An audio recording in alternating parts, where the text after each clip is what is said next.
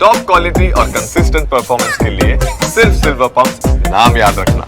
Iran के विदेश मंत्री को अराक्ची को आपने सुना, उनका कहना कि ये जो हमला है ये एक सोवरेन एक आज़ाद मुल्क पर जो यूएन का हिस्सा है उस मुल्क पर हमला है और इसके बहुत दूरगामी परिणाम होंगे। इस पर बात करने के लिए हमारे साथ मेहमान मौजूद हैं। ये जो इस वक्त हालात बने हुए हैं इजराइल और ईरान के बीच, जिसमें अब सीधे तौर पर अमेरिका भी शामिल है। संजय भारद्वाज जी, अमेरिका अब सीधे तौर पर शामिल है। अराक्ची कह रहे हैं कि ये जो आपने किया है इसके बहुत दूरगामी परिणाम होंगे, इसके नतीजे बहुत ज़्यादा बड़े इलाके को प्रभावित कर सकते हैं और बहुत ज़्यादा दूर तक इसका नतीजा होगा। क्या हो सकता है ये हर कोई आज जानना चाहता है। किस हद तक ईरान जा सकता है, किस हद तक ये बात आगे बढ़ेगी और फिर उसके बाद कोई बात की जा सकती है, या यहाँ अभी जो हमला किया है इसी के बाद कोई और रास्ता निकलेगा।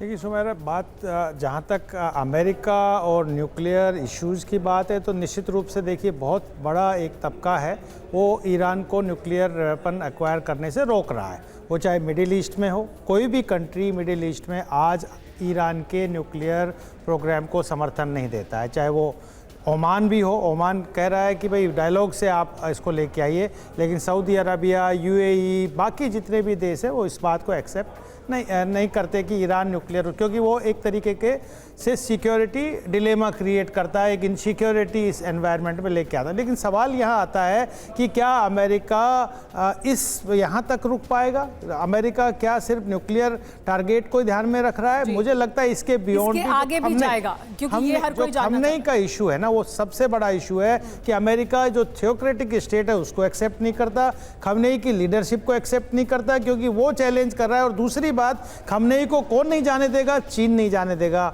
रशिया नहीं जाने देगा, क्योंकि उनके लिए गेटवे है मिडिल ईस्ट में। तो ये दूरगामी इसके परिणाम होंगे। लेकिन संजय जी, क्या इसको ऐसे समझे कि अभी आपने न्यूक्लियर साइट्स को टेक आउट करने का आपने एक लक्ष्य बनाया है, इसको भले ही सभी कहें कि आपको ऐसे नहीं करना चाहिए, लेकिन उसके खिलाफ खड़े नहीं होंगे तमाम देश। लेकिन अगर आप रिजीम चेंज की बात करेंगे तो फिर विरोध हो सकता है, तो फिर समर्थन हो सकता है ईरान का। नहीं, वो बिकॉज क्योंकि देखिए बात मान के चलिए कि पिछले 7-8 साल से चीन जो अपना एक गेटवे बनाया हुआ है मिडिल ईस्ट में, उसमें वो ईरान एक महत्वपूर्ण भूमिका निभा रहा है। ईरान सऊदी अरबिया के बीच नेगोशिएट हुआ। आप ये बात मान के चलिए कि जो एक अल्टरनेटिव इस्लामिक कॉन्फ्रेंस हुआ उसमें लीडरशिप ईरान या टर्की को जाए, ये भी एक चीन उसके पीछे खड़ा हुआ था। तो मान के चलिए कि चीन जो है अमेरिका का जो प्रभुत्व है मिडिल ईस्ट में उसको ख़त्म करके अपनी जगह अपनी पैठ बनाना चाहता है। तो क्या इतनी आसानी से ईरान को डिमोलिश होने का, ईरान की लीडरशिप को खत्म होने का मुझे नहीं लगता देगा या नहीं। जाहिर सी बात है होने नहीं देगा, फिर करेगा क्या, वो बड़ा सवाल है। इस पर भी बात करेंगे, लेकिन इस बीच एक बड़ी खबर बता देते हैं। इजरायली ने ईरान में कहर बरपाया है। ईरानी शहर तबरीज पर कई हवाई हमले किए गए हैं।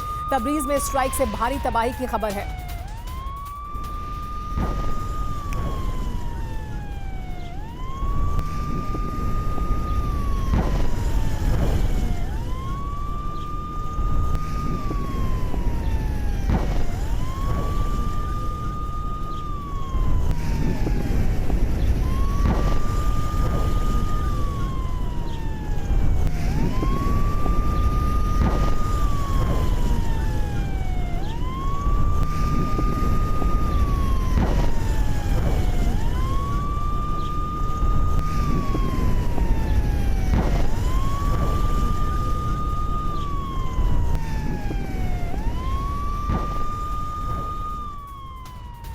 एक और बड़ी खबर आपको बता दें, हॉर्मुज स्ट्रेट में ईरान ने वॉर एक्सरसाइज की है। कई वॉरशिप हॉर्मुज स्ट्रेट पहुंचे हैं। ईरानी नेवी और आईआरजीसी के वॉरशिप की एक्सरसाइज देखने को मिली है। हॉर्मुज स्ट्रेट बंद कर सकता है ईरान।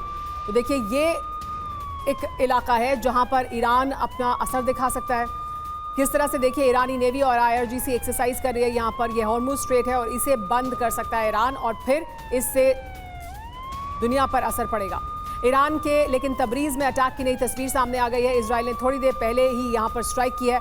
आईआरजीसी के अशूरा डिवीजन हेडक्वार्टर पर हमला किया गया है।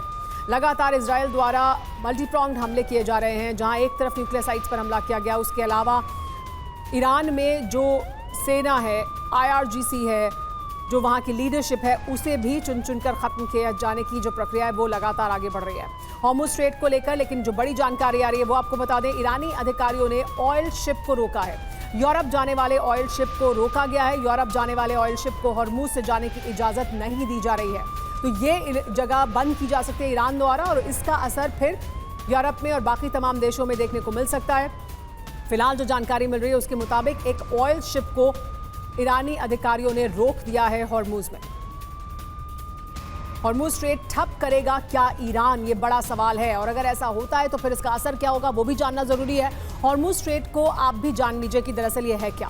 फारस की खाड़ी और अरब सागर के बीच है ये। खाड़ी देशों से ऑयल सप्लाई का समुद्री रास्ता है। करीब 34 किलोमीटर संकरा समुद्री इलाका है ये। दोनों दिशा से करीब 3 किलोमीटर चौड़ी शिपिंग लेन है। ये पूरा इलाका ईरान के नियंत्रण वाला इलाका है और यहाँ से ऑयल सप्लाई होता है, यहाँ से तमाम जो शिप्स हैं वो गुजरती हैं। और अगर ईरान इसे रोकता है, क्योंकि हॉर्मूज खास क्यों है ये भी जानिए, दुनिया के 26% ऑयल सप्लाई का मार्ग है ये हॉर्मूज।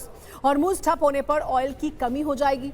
अमेरिका सहित पूरी दुनिया पर इसका असर होगा और ईरान इस तरह से नुकसान पहुंचाने की कोशिश करेगा।